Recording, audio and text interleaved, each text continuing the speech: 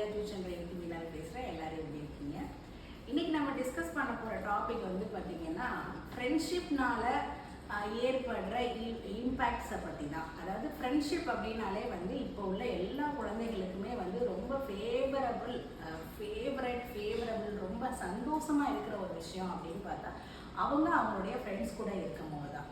But ஆனால் அதை அப்படியே நம்ம வந்து ஒரு கான்ட்ராஸ்டிங்காக ஒரு பேரண்டோட மைண்ட் செட்டில் இருந்து தன்னோட குழந்தையோட ஃப்ரெண்ட்ஷிப் வந்து எந்த அளவுக்கு தன்னுடைய குழந்தைய இன்ஃப்ளூயன்ஸ் பண்ணுது அப்படின்னு சொல்லி தெரிஞ்சுக்கிற முக்கால்வாசி பேரண்ட்ஸ் வந்து பார்த்திங்கன்னா ரொம்பவே வந்து ஸ்ட்ரெஸ்ஃபுல்லாக தான் இருக்காங்க.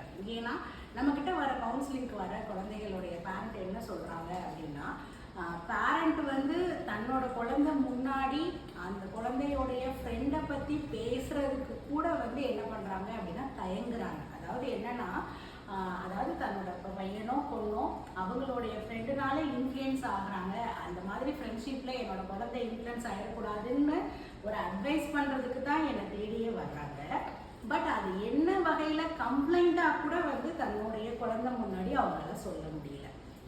அதாவது இப்போ என்னோட குழந்தை வந்து படிக்க தயாராக இருந்தால் கூட அவனோட ஃப்ரெண்டு வந்து கூப்பிடும் போது he is ready to leave. அதாவது நான் படிச்சுக்கிட்டு இருக்க நாளைக்கு வேறு ஸ்கூலில் இருக்கலாம், வேறு எக்ஸாம் டைம்ஸில் இருக்கலாம், ஆனால் கூட அவங்களுக்கு தெரியுது நாளைக்கு நம்ம படிக்கணும், நம்ம அதுக்காக தான் ஒரு பேரண்டே வந்து ஒரு ஹோம் டியூஷனோ இல்லை ஒரு டியூஷனோ ஒரு டியூட்டரோ ஏற்படுத்தி கொடுத்துருந்தாலும் கூட அந்த இடத்துல அவங்களோட ப்ரியாரிட்டி என்னவா மாறுதுன்னா, அதாவது அந்த நிமிஷம் வரைக்கும் படிக்கணும்னு நினச்ச ஒரு குழந்தை அவனோட ஃப்ரெண்டோட வாய்ஸ் கேட்ட உடனே அவங்களுடைய ப்ரியாரிட்டி மாறுது. அதாவது இம்மீடியட்டாக நான் என்னோட ஃப்ரெண்டை தான் நான் வந்து என்கரேஜ் பண்ணணும், நான் என் ஃப்ரெண்டோட டைம் ஸ்பெண்ட் பண்ணணும்னு அந்த கம்ப்ளீட் இதே வந்து என்ன ஆயிடுது அப்படின்னா ஸ்பாயில் ஆயிடுது. இதை வந்து பேரண்ட் வந்து பார்த்தீங்கன்னா டியூட்டர்ஸ்க்கு வந்து எக்ஸ்ட்ரா அமௌண்ட் கொடுத்து அவங்க டைம் ஸ்பெண்ட் பண்ணி ஒரு ரூம் கொடுத்து அவங்களுக்கு ஒரு ஸ்டடி என்விரான்மெண்ட் ஏற்படுத்தி கொடுத்து எல்லாம் பண்ணி வைக்கும் போது ஃபைனலாக வந்து அவனுடைய ஃப்ரெண்டு வந்து இதை ஸ்பாயில் பண்ணுறாங்க அப்படின்னு சொல்லும் போது நீ உன் ஃப்ரெண்டு கூட போகக்கூடாது அப்படின்னு கூட வந்து எந்த ஒரு பேரண்ட்டுமே வந்து தே ஆர் நாட் எப்படி சொல்கிறது அப்படின்னா அந்த ஃப்ரீடம் கூட இப்போ இருக்க குழந்தைகளுக்கு வந்து கொடுக்க மாட்டேங்குது. என்னன்னா உடனே வந்து என்ன பண்ணுதுன்னா குழந்தை வந்து பேரண்ட்டை த்ரெட்டன் பண்ணுது. அதாவது நீங்கள் என்ன எனக்காக நீங்கள் எதுவுமே செய்ய மாட்டேங்கிறீங்க, வைக்க மாட்டேங்கிறீங்க அப்படின்னு சொல்லிட்டு அந்த குழந்தை வந்து என்ன பண்ணுது அப்படின்னா த்ரெட்டன் பண்ணுது. அதை வந்து பேரண்டால் ஓவர் கம்மே பண்ண முடியல. ஏன்னா இப்போ இருக்கிற எல்லா முக்கால்வாசி பேரண்ட்ஸ் வந்து பார்த்தீங்கன்னா சிங்கிள் சைல்டு தான் வச்சுருக்காங்க, இல்லை 1 or 2 சிப்ளிங்ஸ்ன்னு பார்த்தா அவ்வளோதான் இருக்குது.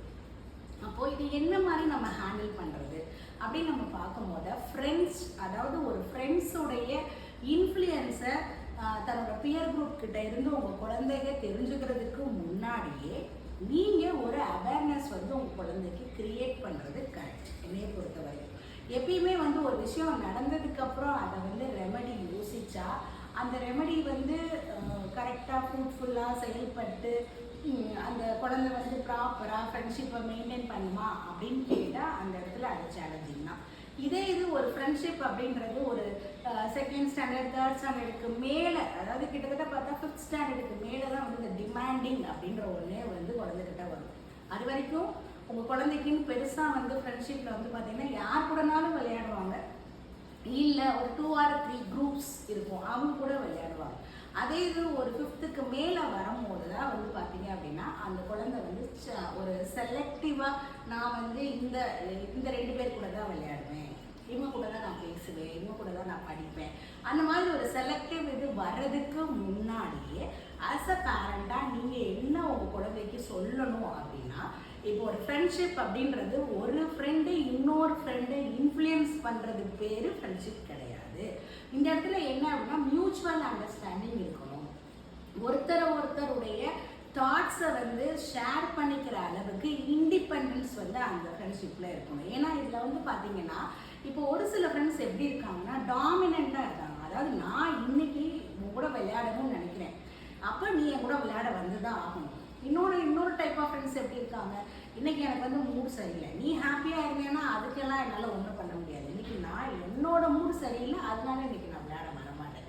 அப்போ இந்த இடத்துல என்ன ஆகுது அப்படின்னா, சரி அப்போ என் ஃப்ரெண்டு சேடாக இருக்கானா அப்போ நானும் சேடாக இருக்கணும், என் ஃப்ரெண்டு ஹாப்பியாக இருக்கானா இன்றைக்கி நான் சேடாக இருந்தால் கூட நான் என் ஃப்ரெண்டுக்காக நான் வந்து இந்த இடத்துல நான் போய் விளையாடுறேன்.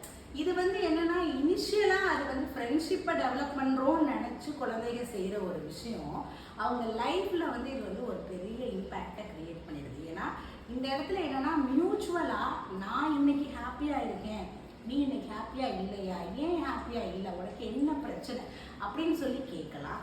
இல்லை வா அதெல்லாம் பார்த்துக்கலாம் அப்படின்னு சொல்லி அந்த இடத்துல 2 ஃப்ரெண்ட்ஸாக சேர்ந்து மியூச்சுவலாக அந்த ஃப்ரெண்ட்ஷிப்பை வந்து கொண்டு செலுத்திக்கலாம். ஆனால் இந்த இடத்துல என்ன ஆகுது அப்படின்னா ஒருத்தரை இன்னொருத்தர் மேலே டாமினேட் பண்ணுறாங்க, இல்லை ஒருத்தரை இன்னொருத்தவங்க இன்ஃப்ளூயன்ஸ் பண்ணுறாங்க அப்படின்னா நீங்கள் பேரண்ட்டாக நீங்கள் என்ன பண்ணலாம், ஃபர்ஸ்ட் அந்த ஃப்ரெண்ட்ஷிப்பை கட் பண்ணிடணும். இதை பற்றி இன்னும் நிறைய பெரிய வீடியோஸ்லாம் வந்து நம்ம இன்னும் பேச பேச வந்து பார்த்திங்கன்னா நிறைய சேலஞ்சிங்கான விஷயங்கள் இருக்குது. பட் நான் வந்து கொஞ்சம் கொஞ்சமாக ஷார்ட் வீடியோஸில் நெக்ஸ்ட் வீடியோஸில் இதை பற்றி நம்ம பேசலாம். நாளைக்கு ஒரு நல்ல வீடியோவில் சந்திக்கலாம். தேங்க்யூ.